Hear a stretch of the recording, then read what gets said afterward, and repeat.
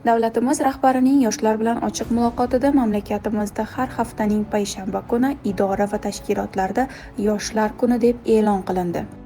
Toshkent davlat agrar universitetida ham Yoshlar kuni munosabati bilan doimiy ochiq muloqotlar o'tkazilib kelinmoqda. Jumladan, kuni kecha keng salmoqli kasbiy madaniy tadbir tashkil etildi.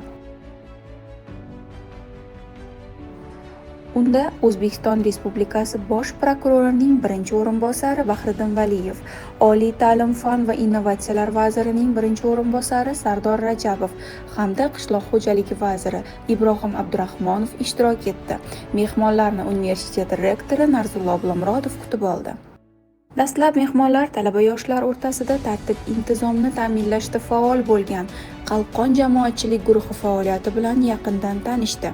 Shundan so'ng universitetda tashkil etilgan ilmiy ishlanmalar ko'rgazmasi ko'zdan kechirilib, innovatsion agronomiya, ekologiya va asalarichilik yo'nalishlaridagi startap loyihalar taqdimoti talaba-yoshlar tomonidan o'tkazildi.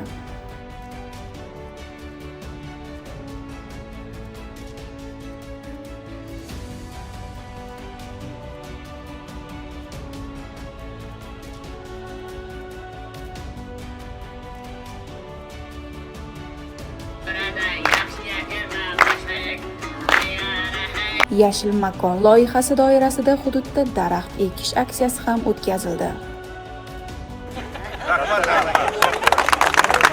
Madaniy qismda talabalarning ijod mahsuli bo'lgan Oltin qanot klubi a'zolarining tasviriy ishlari ko'rgazmasi namoyish etildi.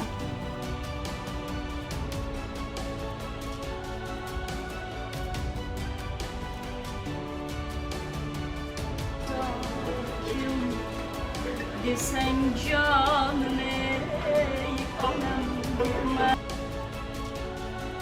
Ona siymosi atrofida she'rlar va jonli qo'shiqlar ijro etilib, Bo'ston ashula va raqs ansambli milliy kuy-navolar bilan tadbirga rang-baranglik qo'shdi.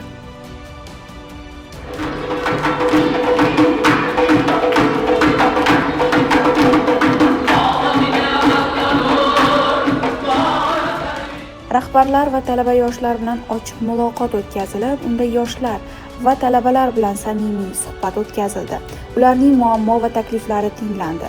Ta'lim sifati, bandlik va startaplarni qo'llab-quvvatlash masalalari muhokama qilinib, mutasaddilar tomonidan yoshlarning savollariga aniq javob va tavsiyalar berildi. Tadbir yakunida faol va iqtidorli talabalar taqdirlandi.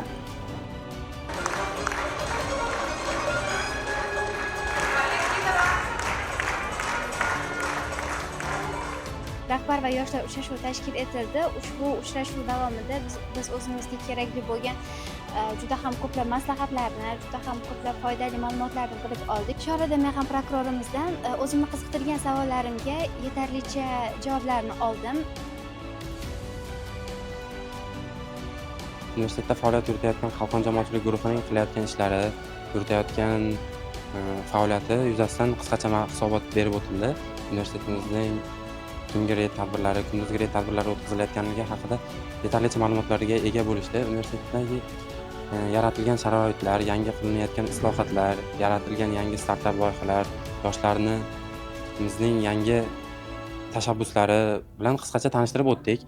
Rahbar va yoshlar uchrashuvida yoshlar o'zini qiziqtirgan, o'zlari bilishni xohlagan barcha savollarga yetarlicha javob oldi.